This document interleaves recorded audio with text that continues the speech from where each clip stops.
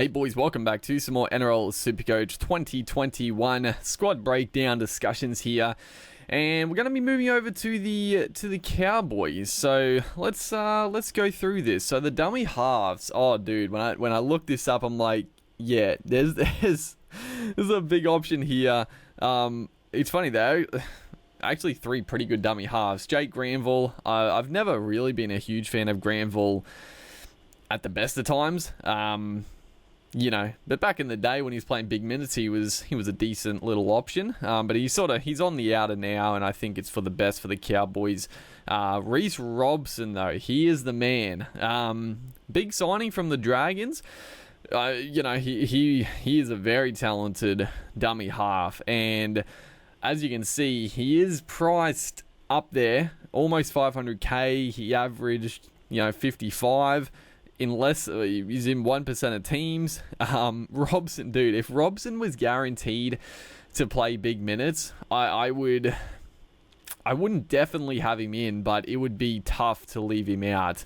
Because he's very similar to Damien Cook. He's honestly very similar. He's probably a little less explosive and probably just tougher in defense, I would say. I think he better defensively, a little bit less attacking, but he's still got that acceleration. He's got the try scoring ability. Very good player, but the problem is the youngster Reuben Cotter, who actually had a pretty good year. He averaged 40 for the Cowboys last year, and a good young dummy half. So that's the issue. If Robson was guaranteed, if Robson got picked and Cotter wasn't on the bench, then Robson would be hard to go past. But I don't know. It'll be interesting to see, but I would imagine the Cowboys are going to roll with that second dummy half. I think most teams generally have that utility or backup dummy half just to sort of utilize the quicker play the balls and try to really gain the momentum with quick guys. Obviously, there's a couple of teams with the premium dummy halves that play full 80, but yeah, that's the only issue, unfortunately. Otherwise, Reece Robson would be a sneaky pickup for sure as an absolute pod. The front row forwards, Pere, cheapy, good young player. Probably minutes will be an issue. Peter Holler, another good young forward. Lachlan Burr is honestly a really good signing for the Cowboys. I don't think he's going to get big minutes, but geez, I'm actually surprised. He only averaged 38 last year at the Warriors. Was it last year or the year before he had just a killer season? I thought it must have been the start of last year, and maybe the year before, where he was not a genuine keeper, but he was a very good pickup at a cheap price. Playing pretty big minutes. He's got an offload. Makes a lot of tackles, makes a lot of runs when he's out there. So, I think minutes won't really be there for Lachlan Burr, but as an actual NRL signing, I think it's a very, very good pickup for the Cowboys. But yeah, if he got big minutes, he's actually a very good Supercoach player. But yeah, minutes are the issue. Tom Gilbert, he wasn't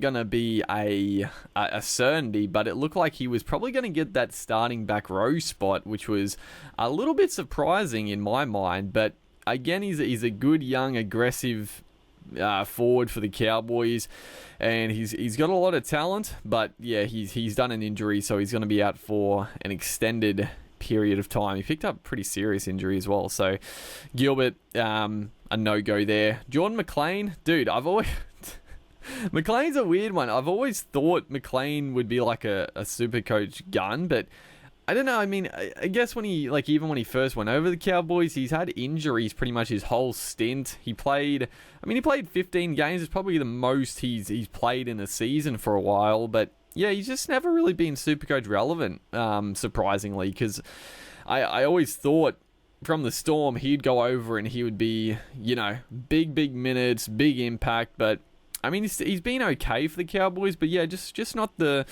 work rate you would expect. Frankie Molo, just love him as a player, and actually had a pretty good Supercoach year last year, but he's priced accordingly. Wouldn't be going near Molo. Josh Maguire, another I mean, he's another like solid pickup, but I just feel for the price you can just get, there's just more upside with a lot of other players. I mean, you look at Big Tino, I think there's a lot more upside with Tino at just over 500k. Maguire though, I mean, he's always safe as house, is going to score a lot in base and just do his work. So not the worst pickup, but yeah, not a whole lot in the front row for the Cows. In the back row, it is a little bit interesting with Gilbert being out. Mitch Dunn, good young talent. He's got all the skills. I don't know who's going to get that back row spot. Cohen Hess, he regained a little bit of form last year. I thought he was okay. I still am like absolutely shocked that he got into the Queensland team in game 1. I just don't understand how. I don't get it. But he started to get a little bit of form back. He's still, I mean, for what he can do, he's still underpriced. But yeah, I don't know who's going to get that back row spot. Obviously, Tamalolo is going to be starting lock. And, it's tough to go past Tamalolo. I think the top back rowers are going to be Tamalolo, Angus Crichton, and Ryan Madison. And then it just depends who the other guy, like I've Dave Fafita, I've got high on the agenda. If he has a breakout year, he could be up the top as well. But I think Crichton, Tamalolo, Madison are sort of your safe top of the range back rowers. I mean, they are probably the most expensive, so it makes sense. But I think not having at least 2 of those 3 is going to be a little bit of a misstep in my opinion. So it's just sort of who you want to go with. And I think Tamalolo, he's always safe. It's always like, even with the hot weather in Townsville early in the season, you think he's going to play less minutes. And even if they come out and say he's going to play less minutes, I mean, he doesn't need... That's the thing with Tamalolo. Even if he plays 50 minutes, it's probably... I wouldn't say it's better, but it can be just as effective, because when he's out there, they're going to give him the footy. He's not... because I've seen games that are just mind-numbingly annoying, when Tamalolo's out there for the first 30 minutes, 35 in first half if they need, and the whole half he's just defending. Like, the Cowboys don't have the footy, he's barely touched it. And that first stint, more often than not, Tamalolo doesn't really score a whole heck of a lot of points. It's always in that second half. He comes back on for the last 20, 25, and he just obliterates the defense. So he doesn't need big minutes to score well, and I think he's going to have another standout year. But yeah, it sort of depends. I guess the only thing with the Cowboys second row, without Gilbert, I mean, Mitch Dunn, Shane Wright, Cohen Hess, because I think Cohen Hess probably gets 1 back row spot. It's probably out of Shane Wright and Dunn, probably, looking at this, unless a cheapie comes in, which would be nice. But, they're not insanely cheap, so I don't even know if I'd really want to go with a Dunn or a Shane Wright, because they're sort of priced to where they would probably be anyway. So, yeah, the forward pack, the Cowboys have never really had too many star forward options, I guess, which is surprising. But yeah, Tamalolo's just been sort of the mainstay in the super coach ranks anyway for the Cows for a long time. Halfbacks, so Jake Clifford and Michael Morgan. So obviously Michael Morgan is going to get the starting spot. Obviously they do have an injury thing here, but I'm he's probably going to play round 1, hopefully. Michael Morgan, he's geez, you could take a gamble on Morgan. He is dual 5'8" and halfback. You'd probably pick him up at halfback, because I think there's less options and less cheaper options at halfback. I definitely wouldn't start with Morgan as your number 1 halfback, but I could definitely, if you could swing it, and if you went cheap in other areas, having Morgan instead of like a, Sullivan or Sam Walker, I think could be a really astute pickup, because Morgan in the past, even last year, he played 6 games, he averaged a tick under 50. Like, he's got the game, he's got the Supercoach game, and if he gets back into a bit of form, if he's fit and firing, Morgan is definitely a star of Supercoach. So you could definitely do a lot worse than trying to upgrade, either Sullivan or Walker to a Morgan. I don't know if I'm going to, because I just,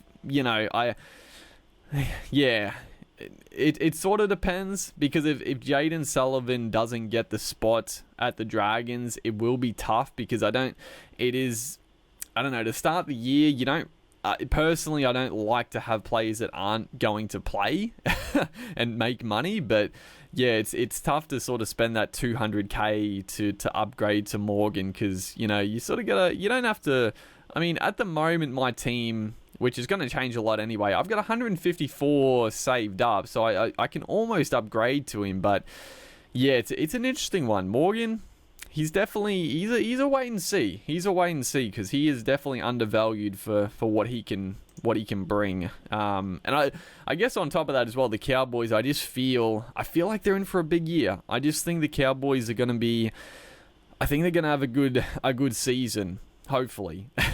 Then we look at the 5/8, so not a whole lot to talk about here. Drinkwater, well, it's a little bit interesting, because Drinkwater, I would expect to be 5'8" and Morgan halfback, but there are sort of talks that Drinkwater might get the fullback spot and Holmes goes to the wing and Jake Clifford might come into the halves, but I would doubt if they did that unless Holmes wasn't really fit and he wasn't in great form, because I just, Clifford's obviously leaving the Cowboys. I just feel like why would they persist with Clifford? Like, he's a good young talent and he's had some good games, but he's a little bit inconsistent. So why? I don't know.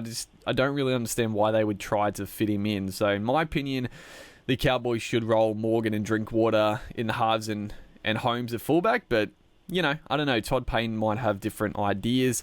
Dejan Assi is a good young talent. Played the 5 games. He played a little bit in the backline as well last year, but I wouldn't expect him to play many games. So not really any cheap options here at the Cowboys in the halves. And then the center wing. So the cheapies. Murray Tuolangi, good young talent. Connolly. Lumalu. I'm doing my Cowboys career, dude. And how would you pronounce it? Lamulu? I don't know, man. But Connor, he's a good talent. Big body, strong. He's probably priced a little bit high, unfortunately. But again, I'm not sure how the Cowboys are going to line up. Fado is probably going to get a wing spot, you would imagine. I wouldn't be going for Doe just because his work rate is not going to be high. He'll definitely have games where he scores a couple of tries and goes big, but for 300k, I think there's better options. Kyle Felt. Honestly, Kyle Felt is... Kyle Felt's an absolute gun when he's on, but he's just a little... He's probably, again, priced to about what you would expect. And then Valentine Holmes. So, at the moment, I've got Holmes in the center wing, because obviously, at the moment, he's tipped to play fullback. He's going to goal kick. It's very, very nice to have a fullback in your center wing who's going to goal kick. It's not necessarily safe points. Like, they can still have shockers, but like I said, I think the Cowboys are in for a good year. I think Holmes is going to be good. I felt like he was starting to hit some good form last year before injuries, even though he was getting bagged out a lot, but I thought he was actually pretty solid. So I think Holmes will be good for the run, and then so I've got him at the moment. I can't really see me switching him out. I think he's going to be my sort of premium center wing option. Esan Masters, Esan Masters, I don't really know what to think about Masters. A few years ago when he burst onto the scene of the Tigers, he was like one of the best centers in the game. Like, tackle breaking, footwork, the offload. He offloaded it at will, and he was a gun center wing. And then the last year at the Tigers, he was awful. And then last year at the Cowboys, he was pretty awful as well. I don't even really remember his year. He just, didn't really do a whole lot, but geez, he's got the talent. He's a guy you could take a punt on, but he's probably a wait and see. See how he comes out at the start of the year. If the offload is there, then he's a guy that could definitely boost and be a genuine center wing option. Because he's only young still. Like I don't know what happened to San Masters, but he's got the talent. But yeah, I wouldn't go him at the start, but definitely someone you could keep an eye on. And then the fullback department.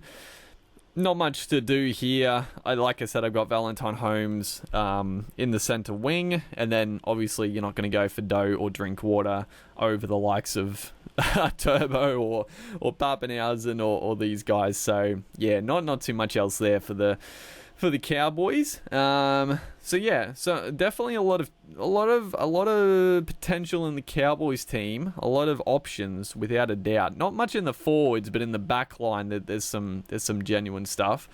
And then we're going to move on to the Dragons. Okay, so let's have a look here. Dummy half. So obviously Cameron McInnes is gone for the season. He was heavily favoured by a lot of people in the back row. I was always a little bit iffy regardless of McInnes. I wasn't sure of his minutes, but he's obviously out injured now anyway, so not too much to worry about there. Andrew McCulloch goes to the Dragons at honestly so McCulloch is definitely underpriced at $464 because he's going to make 50 tackles a game. He's got the base stats. He's got the work rate to average like that 55 to 60. But I just feel like as dummy halves, there's just better options with way more upside than McCulloch. Like he's safe as houses to get 50, 55 points, but there's just better options. Ben Hunt, oh dude, I was so keen on Ben Hunt because I thought he would. Obviously, before the preseason, I was keen on Ben Hunt because I thought he would get the dummy half spot. I just think Ben Hunt is the obvious choice at what's it called, dummy half. But I don't know. He's gonna get the halfback spot now. I don't know why they're switching him. He's just better at dummy half in my opinion. But yeah, that's what they're going with. And obviously with the signing of McCulloch, it makes sense. But I just think Ben Hunt is a far better dummy half than halfback. I don't know, dude. So yeah, obviously you can't go him. But yeah, if he was playing dummy half, he's an interesting one because yeah, he's got the skill, the work right there, but obviously not anymore. So yeah, not too much else really there. Billy Brin's a good young talent, but yeah, McCulloch's gonna sort of take the minutes there. The front row here. So Fasurmali, how do you pronounce that? Farmasili. I kept thinking of bloody Tino, dude.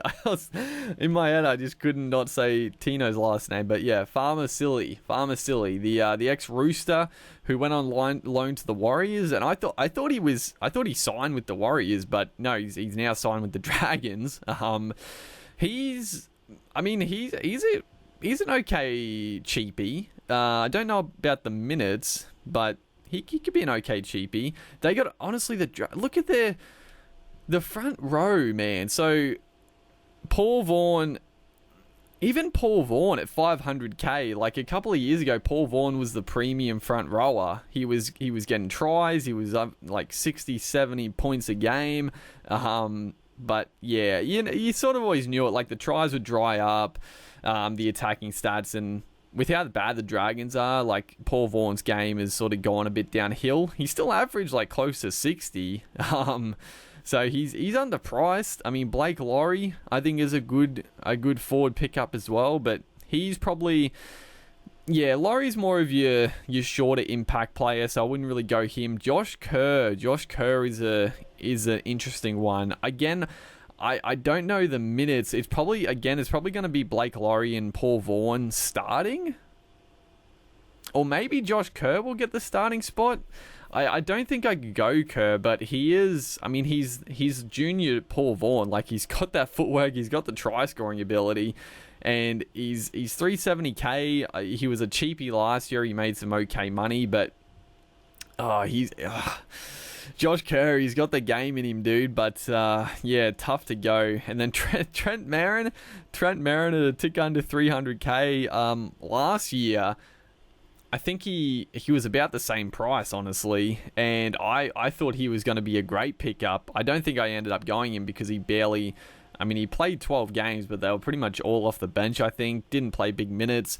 But yeah, I thought Trent Merritt would come into the Dragons team and not average what he used to at Penrith and get like 60 plus, but I thought he'd be a good pickup. But yeah, just, I don't know, hasn't come back from the Super League that fit, I guess, and yeah, hasn't been the player he was. So, you know, maybe this is his year to regain that NRL form. So he's a guy you should probably keep an eye on. And then Daniel Alvaro, he's another guy. I don't know.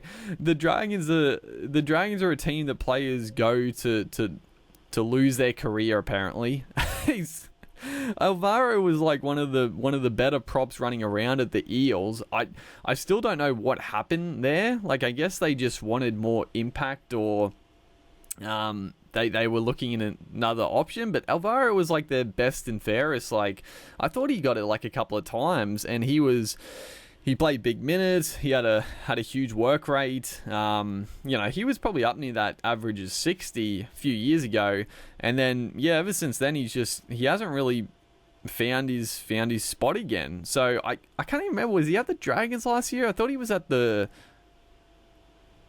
He went on loan to the Warriors, didn't he, Alvaro? Yeah, and even at the Warriors he didn't play many minutes. So yeah, he's picked up by the Dragons. He's for what he can do, like, the price is so undervalued. But again, like, it's a wait and see. He's a guy, again, I would just keep an eye on, because he's got the work rate. But I don't know, he probably will never get back to what he did, I guess. Second row options. We talked about a few of these guys, so there's some interesting stuff here. Obviously, Jack DeBellin. Oh my goodness, dude! I can't believe the Dragons have still got Jack DeBellin on their books. Like, my God, just cut the cord. My God, dude. But yeah, DeBellin, McInnes obviously aren't there, so it does leave, and obviously Tyson Frizzell is gone, so it leaves a second row spot. Jack Bird, I think originally it was looking like he might get the lock spot, but he's saying that he wants to play in the centers. So if he was getting that lock spot, he was going to be a definite in my center wing. But if he gets a spot in the centers, he's honestly still a pretty good pickup, not in the back row, but in the center wing department. So I'll talk about him more in the center wing, honestly, because yeah, I wouldn't pick him up in the forwards. But Jackson Ford, he's a good player. It sort of comes down to who gets the back row spot. I mean, Tyrell Fuimaono, I like Fuimaono quite a bit. Jackson Ford, probably either of those two guys could get that second row spot with Tarek Sims. So it sort of comes down to that. And if Tyrell gets a starting spot, he'll definitely be in the team for sure at 259, so yeah, definitely keep an eye out for him, but not too much else here. Tarek Sims has never really been one to pick up.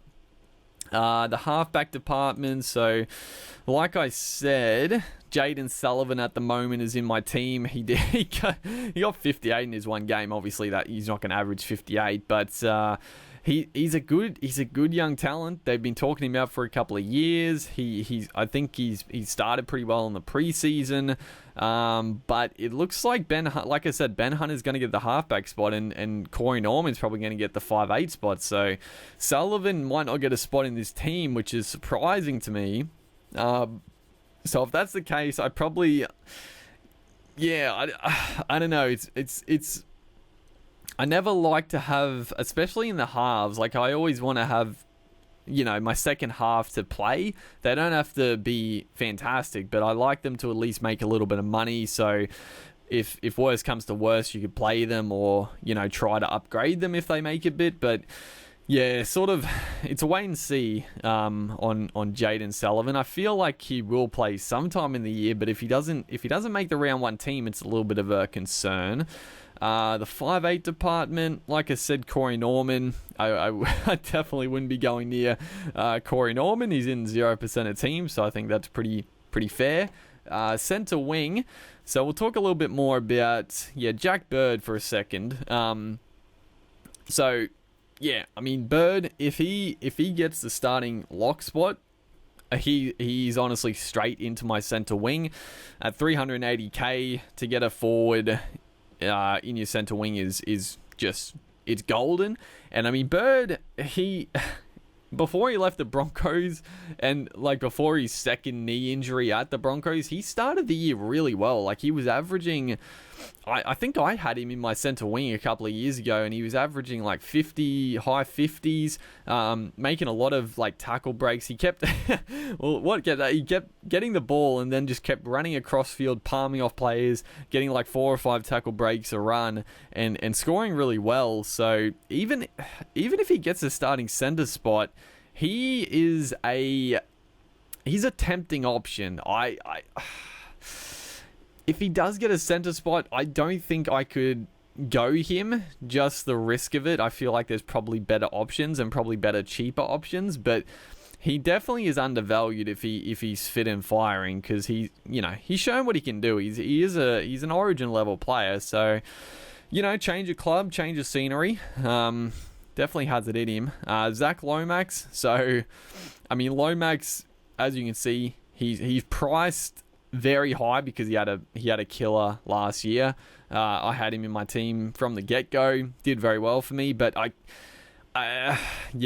think he's definitely one I think you should probably aim for later in the year, because I think he will be one of the top center wing. But to spend that much money on Lomax in a pretty bad Dragons team, still I couldn't spend that much money. But he is their most dangerous player. And then the other big sort of factor here is who's going to get that other center spot. So like I said, Jack Bird wants to play center, but it could be Braden Williami. He had same thing happened last year. He had a big preseason. He came back from the Super League and he looked pretty good in the opening couple of rounds, and then he got a serious injury and he didn't play again. So he's still really cheap.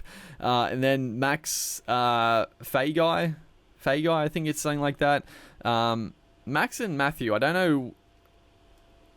I think Max is the one that will get the spot, but I think it's out of these two, or if they go with Jack Bird. So if one of these two gets the spot, then they're really good cheap pickups. But if Jack Bird gets it, then he's an interesting option. So yeah, a little bit of interest in the backline for the Dragons. And then the fullbacks, not much doing here. I mean, Dufty had a pretty good year, averaged 65, which is pretty solid. But again, it's just too hard to go like a Dufty over a Ponga, Papanias, and Tedesco, Trebojevic, Tuivasa-Sheck. I just feel like the top fullbacks they just outshine these guys that are pretty good, but they just don't quite have the consistency, in my opinion. And then Cody Ramsey, I didn't talk about him in the center wing because I think he's a little bit expensive for 354, but he's a try scorer. He might get a wing spot in that Dragons team, which I still think is a little bit overpriced, but could pick him up on a flyer. But yeah, that's the Dragons and the Cowboys squad breakdowns done and dusted. Hopefully, you guys are enjoying the Supercoach preseason videos. It's always great fun to make these videos. So yeah, hopefully you liked. Make sure to comment who you're going, or any sneaky pickups. But I'll see you guys in the next one.